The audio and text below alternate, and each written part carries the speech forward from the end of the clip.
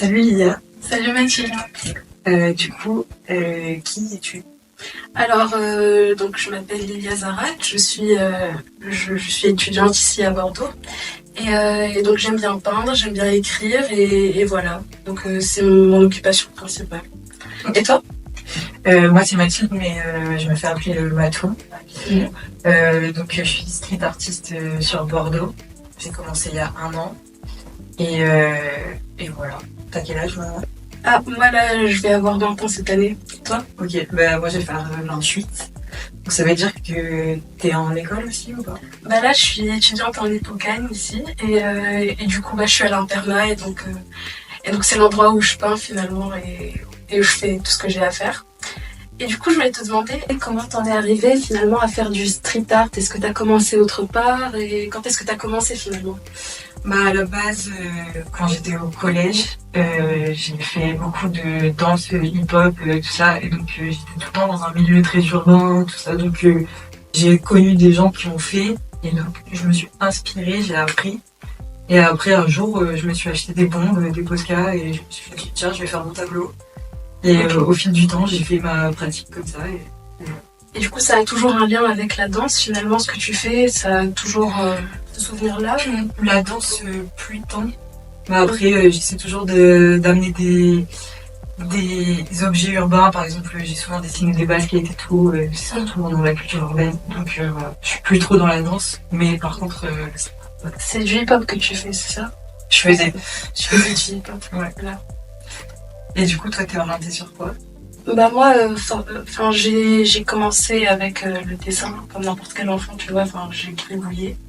Et je continue à dessiner, tout simplement. Et donc, des fois, j'expérimente. J'utilise la peinture, des pastels. C'est pas très fermé, finalement. Je peux essayer de faire plein de choses différentes.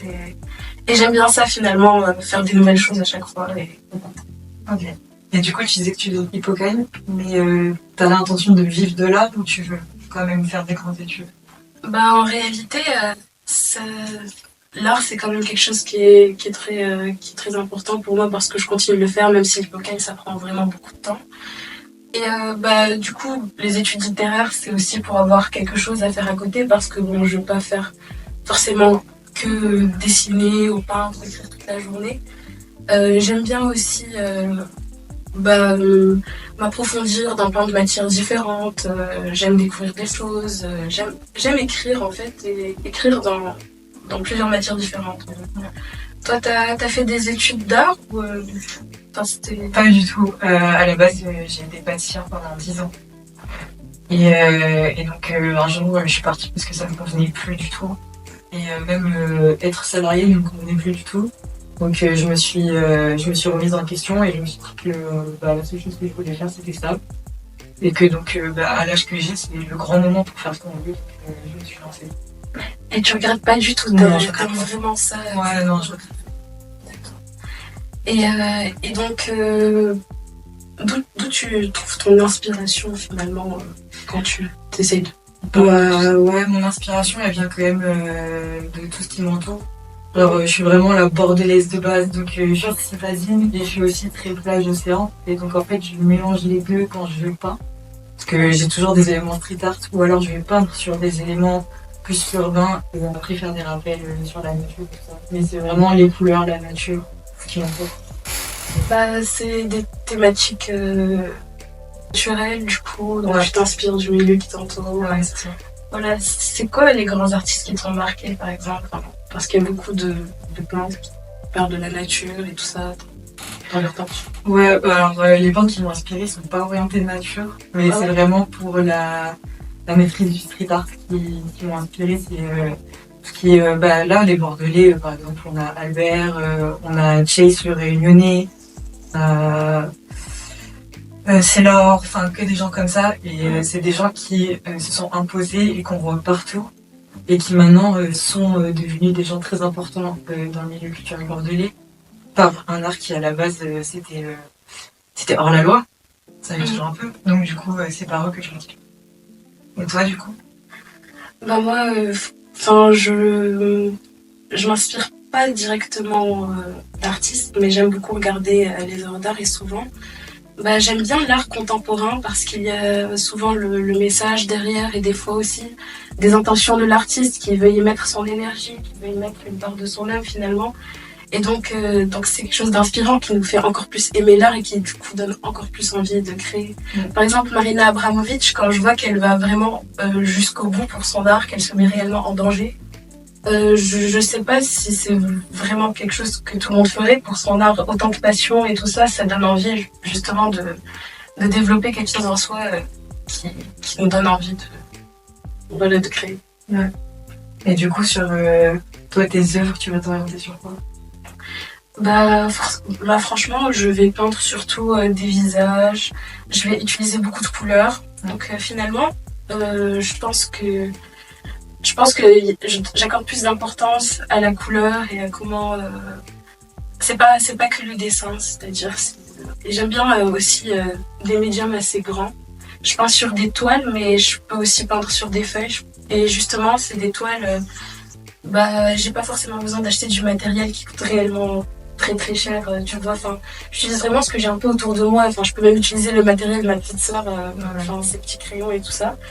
Et j'aime bien voir ce qu'on peut faire à partir des choses qu'on a et pas chercher juste à avoir des choses qui coûtent cher et tout ça et espérer, voilà quoi, s'améliorer grâce à ça va.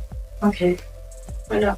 Et du coup, là, dans ta pratique, dans ta petite carrière du début, est-ce que tu as déjà eu des difficultés pour trouver des solutions pour pallier à ces difficultés-là, etc. Alors, j'avoue que j'ai pas encore vraiment pris de risque, ça veut dire que je ne vis pas de mon art. J'essaye juste de voilà quoi, le partager avec les gens au maximum, d'avoir le plus d'avis possible. Évidemment, il y a des critiques, mais il y a aussi des choses très constructives du coup qui me donnent encore plus envie d'avancer et puis j'ai l'impression que cette année, ce que je crée, ça a beaucoup changé. C'est devenu, ça veut dire que je cherche plus d'avoir de référence. Je peins vraiment ce que j'ai envie de peindre et tout ça, et ça me fait du bien. Ouais.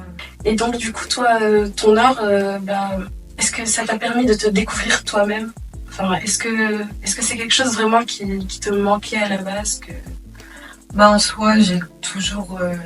je sais pas ce que tu veux dire. En soi, j'ai toujours créé. J'ai toujours eu le besoin de dessiner et tout, même quand j'étais petite et tout ça. Et là, de me consacrer totalement à ça, je me suis rendu compte qu'au fil de ma pratique, j'ai arrêté de me coller à ce que je voyais, parce qu'au départ, c'est de reproduire, c'est de faire des choses. Et après, moi, je me suis lancée, je me suis dit, maintenant, j'ai pris confiance en moi un peu. Maintenant, je fais ce que je veux, et au final, je suis contente de me dire que j'ai ma patte, on la reconnaît. Et je copie personne, juste je m'inspire comme tout le monde s'inspire, mais après... Exactement. Est-ce que tu as connu des difficultés quand tu t'es vraiment lancée en tant que créatrice et que tu faisais plus que ça finalement? Ouais, beaucoup. Déjà, il faut se faire un nom un peu quand même, avoir une crédibilité. Dans le street art bordelais, c'est très masculin. Et c'est une voire deux générations au-dessus de mon âge. Donc c'est des mecs qui ont fait ça depuis toujours, qui sont très entre eux, etc. Donc c'est dur de faire sa petite place en tant que petite meuf qui arrive, mais en soi ça se fait. Et puis après c'est financièrement quoi, c'est oser dire combien vaut ton art, oser assumer le prix, fumer, tout ça. Mais ça c'est des trucs qui s'apprennent petit à petit. Ouais, j'imagine. Et puis la transition, elle s'est faite comment finalement? T'as tout arrêté tout d'un coup et puis t'as fait de l'art, ou alors tout doucement t'as arrêté de travailler et puis tu t'y es mise? Non, ça fait du jour au lendemain. Ah oui? Ouais. Ah, c'est courageux quand même. Ouais, bah, c'est un moment où j'avais plus trop le choix, donc du coup je l'ai fait. Ouais, je vois. Juste comment tu décrirais mon art? Alors, pour décrire ton art, je dirais d'abord qu'il a un côté assez éclectique, mais harmonieux à la fois. Et aussi, on ressent beaucoup ton courage. Donc le deuxième mot, ça serait le courage pour te décrire, parce que t'as arrêté du jour au lendemain et franchement, ça, pas tout le monde réussirait à le faire. Et enfin, je dirais qu'il a aussi une certaine élégance. Finalement, on ressent que tu y as mis de ton âme. Des fois, le street art, c'est parfois... Parce que là, on ne retrouve pas cette patte finalement féminine aussi derrière. Et donc, du coup, aussi, ça a quelque chose de ça dans ton art. Ok. C'est cool. Moi, ton art, je mettrais d'abord poétique. Parce que je trouve que tout ton ensemble, comment tu travailles, c'est vachement poétique, coloré. Parce que ça se voit que tu sais vraiment maîtriser l'harmonie des couleurs. C'est très agréable à regarder. Et je dirais qu'elle aime jeune. Enfin, ça se voit que c'est une personne jeune derrière. Parce qu'il y a quand même pas mal d'innocence, tu vois, de trucs qu'on ferait sans réfléchir, sans le regard d'un adulte qui a peur du regard des autres, tu vois. Tu fais instinctivement. Donc ouais, instinct, jeune, couleur et politique. Ah, merci beaucoup. C'est très gentil. Voilà, j'ai été très heureuse de discuter avec toi et de te découvrir en tant qu'artiste, tout ça. Enfin, les rencontres comme ça, c'est souvent rare et donc faut souvent avoir un contexte pour pouvoir se rencontrer entre artistes et du coup c'est très intéressant. Ouais, c'était réciproque. Très agréable. Merci.